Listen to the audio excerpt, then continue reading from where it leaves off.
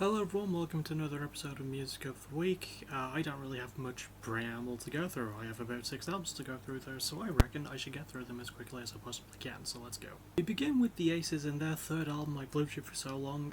When I was reviewing this one, fun fact, I didn't realise I'd actually covered them before. These are an indie pop group, and I didn't really like their last album all that much. This one is a bit better. I'm giving it a B. I think the last one I gave like a C or a C plus or something. I'm giving this one a B. I thought it was a really charming bit of indie pop leaning indie rock stuff. You know, it's got really good lyrical themes about the racism and homophobia the band members have suffered through, and it's a really good driving force, especially if you identify as queer. It's got some really good lyrics to it about the subjects. Yeah, it's got some good instrumentation as well. I like a lot of the riffs. I think they're quite quick and sharp and punchy. Really nice melodies on them too. The performances are really good. All 4 members are female. And whoever the main lead singer is, they do a good job. Everyone's just really good. I like the drumming. Drumming's quite good. Production-wise, it's pretty good. A bit over-processed at times, but mostly clean and does have a mainly organic feel to it. And structurally-wise, it doesn't repeat too much. It doesn't really do a lot with its material, but it does enough, and it does show good restraint and knows when to hold itself back. So it's a charming bit of this style of music, and one that's, much like deathcore, it's a style I've gotten a bit more into recently, and I do prefer this over the last album. I've finally really got to listen to their debut if I feel like it, which I might, because this was a good step, and a definite recommend if you identify as queer. It's just, sort of a comforting album in that way. Speaking of comforting albums, we have Arlo Parks with her second album, My Soft Machine. I completely missed her debut, and I always wanted to listen to it, but I wasn't sure I would. But I've gotten more into like the pop genre since then, and this is sort of a pop-leaning album for the most part. I'm giving this one a B plus. It's very difficult to fully describe it. It is a pop album, but it's sort of like the pop equivalent to what Genesis Owusu does with his like hip hop, but like experimenting with a lot of like indie rock and other themes. All the parts is the same, also focusing on subjects in the album like trauma and anxiety and depression and loneliness, and handling them quite well. There's nothing like overly saccharine or false about the presentation of the lyrics, and Arlo herself is a really good singer. She was one of the producers on this album as well, which I think is sort of one of the album's weirder parts because it's got twice as many producers as our last one, I think, or it might not have as many. But if they do all mostly work well together. Arlo and whoever else produced this album with her, they do have a really cohesive vision. It's mostly realized quite well. Got really good organic vibes to it. It's a very vibey album in terms of its beats too. I like when it does work in the heavy, not heavy guitar, the guitar elements, but it's got solid use of drum machines, really nice keyboard work at times, solid bass too, so again, really good work. Arlo is not an instrumentalist, by the way, she's just a singer, but whoever does instrumentation on this album, they do a good job. Then again, I could be completely wrong about Arlo not being an instrumentalist. Obviously that'll be corrected via text form. Production, instrumentation, lyrics. Structurally wise, again, not a whole lot done with it, but it's a very comforting album in that way, and it feels like a hug album with a lot of the structuring. It feels like one you just sort of need to listen to if you're just feeling like shit. It's just a really good album for that. And Arlo's performance as well, obviously, is really good. She's an amazing vocalist. Her clear singing is really good too. It's kind of the only thing she does, but she can do a little bit of that from time to time. But she's mostly a clean singer, and when she actually goes in on the range, she's amazing. I wish she did that more, but again, this is an album that knows what it is. It doesn't overstep its boundaries. Really, really good stuff all around, and Arlo Parks has become one to watch in recent years. Well, I say that recent years. She's only put out 2 albums, so I should definitely go back and listen to her debut, because I've got no excuse now, but this was some really good stuff. Next we have a band called Corker, and what I think is maybe their second album. These are not a band that have been around long. I'd argue it's probably the band that are the least sort of popular on this episode, and sort of fittingly, they get the lowest grade of the episode too with a C.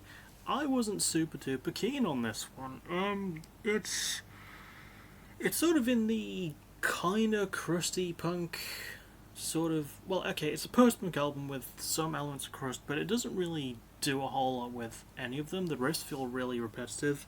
I couldn't really find much on the lyrics. Maybe there's some corruption stuff or great stuff.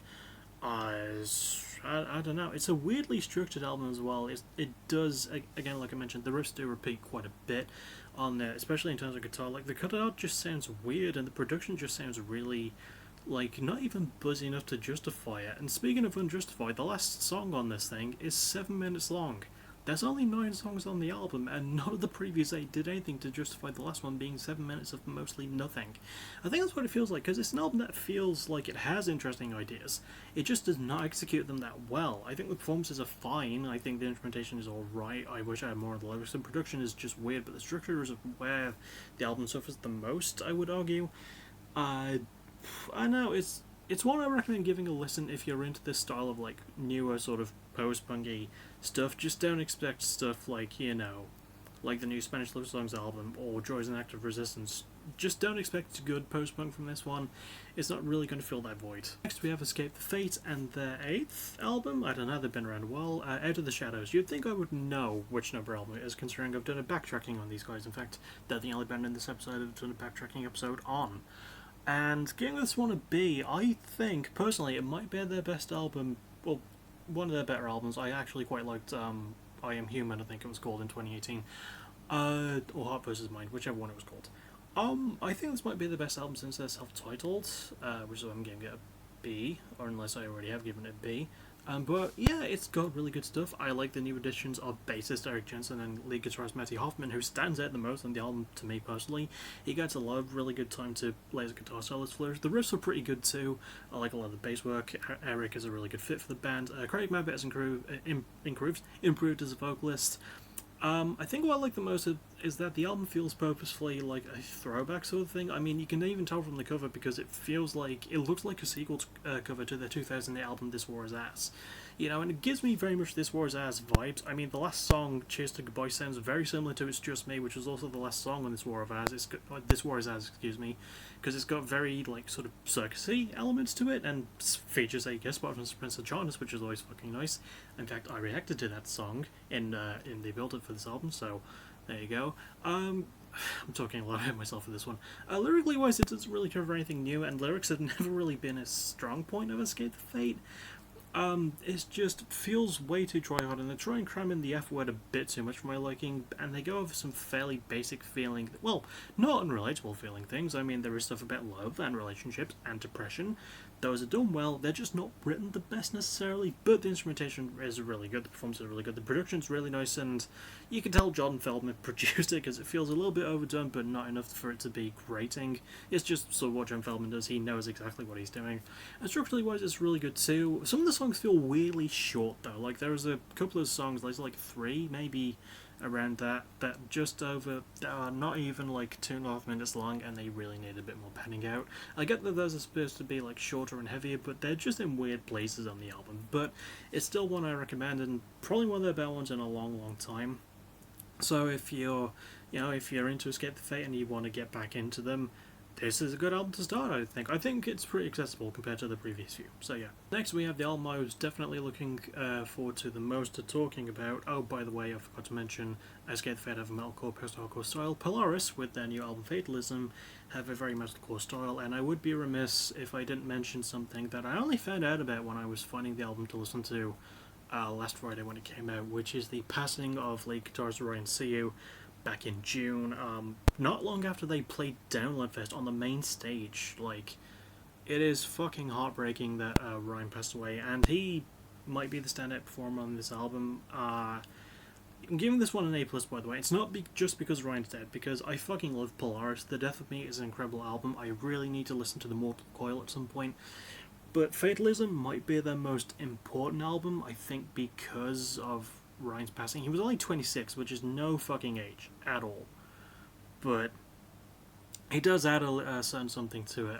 The lyrical themes do cover things like loss, and you have to remember they wrote and recorded pretty much all of this before Ryan even died, so it just has that sort of like extra impact of him passing. Sort of like, not an exact comparison, but sort of like what happened with The Rev when Avenged Sevenfold put out Nightmare back in 2010. It sort of reminded me a bit of that situation, weirdly enough. Fuck though, yeah, lyrically wise it does go over really good themes and uses really, like, honest wording with it as well. Themes like addiction and loss and grief and death, all told with a substantial amount of pain. The lead singer fucking goes in with that, but as I mentioned, Ryan Siu, in his last performance with the band, does an absolutely exceptional fucking job on lead guitar. His guitar solos are amazing, his riff work was great as well. Obviously everyone else was fantastic too. I can't really think of anyone who doesn't show up to work. Instrumentally wise, really good riffs, really heavy. I love the fucking breakdowns on this thing, oh my god. Solo work is amazing, bass work's really good too. It's nice to hear good bass on metalcore because you don't get that a lot these days. Production wise, really clean, very organic feeling.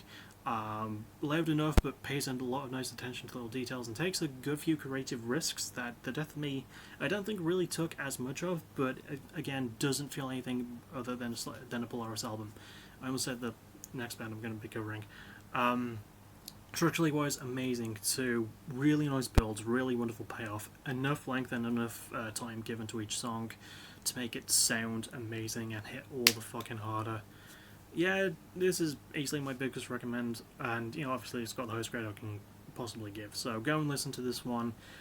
It is under slightly sad circumstances, but it's definitely one you should give a spin. And finally we have Slowdive with their 5th album, Everything Is Alive. Now I found looking into this band's history kind of interesting because they weren't really well liked when they first formed. They've been around since 1989, so they've been around for more than 3 decades. I'm giving this one a B+. This is a shoegazy, dream poppy, ambient style thing, and at first I wasn't sure I'd like it. In fact, I haven't really gone back to listen to this one all that much since it drops, but I quite liked the vibes it put out. It doesn't really have much in terms of lyrics, and which is a shame because I do like the story, and there is a theme because it's inspired by the passing of some of the band members' parents, like their elderly parents dying, and I thought they could have written in a more cohesive story utilising something like that, but what we do get is good enough. That's not the focus of the album though. The production is fucking brilliant on this one, handled by the lead singer Neil Halstead, I think I'm saying that correctly,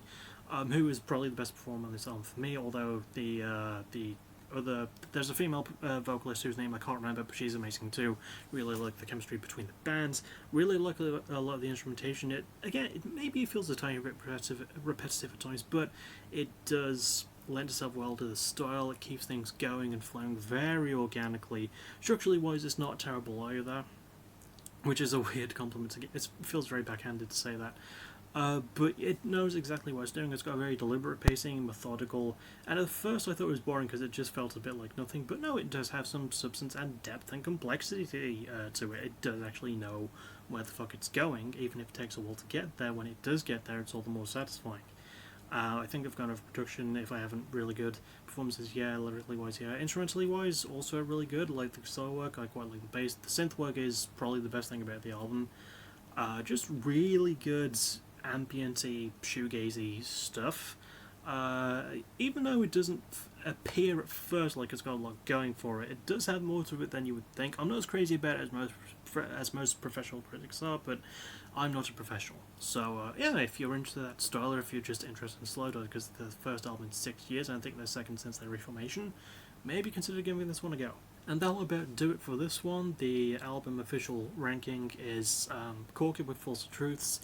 It's difficult, but I'd have to go with Escape the Fate Without the Shadows, then The Aces with I've Loved You For So Long, Slowdive with Everything Is Alive, All the Box with Myself Machine, and finally Polaris with Fatalism, kind of obviously at the top. But as always, go and listen to all of these at least once, formulate your own opinions, because that's what makes the shit that we do, well, the shit that I do, quite interesting. As for what's next from me, tomorrow night the return show after an amazing Violent Delights tournament. And I've got an announcement I've got to make to my Discord server, so I better do that before I start editing this video. Of course, by the time you're seeing this, it will have been edited, and I will have posted the announcements. But you know what? I'm in a good mood, and I haven't really told my bookers this, but fuck it. The main event of Defy the Gods 5 is officially going to be Lauren Osborne versus Valkyrie for the PBW Women's Championship. First ever women's main event in Defy the Gods history. I feel like it's very fitting. I mean, considering Lauren won War of Attrition and Golden Path in the same fucking year, I can't think of a better way to cap off this amazing season of my Fed. But that's for then. As for, show's going to be tomorrow night, the return show. Not Defy the Gods, that's still a couple of months away. And yeah, that'll be the next thing I see you for, unless I wind up doing a reaction tomorrow, which I might. I've got a few songs prepared. I'm not going to be reacting to the new Mortal Kombat 1 trailer though for Natara, because I technically sort of saw that. So yeah, the reaction wouldn't be genuine, therefore I wouldn't be able to do it. But weird choice that they made with it. Anyway, I'm making way too much of a lengthy outro. Go listen to all these albums at least once. I'll see you tomorrow for something. And as always, thank you for watching. You're awesome. Bye bye.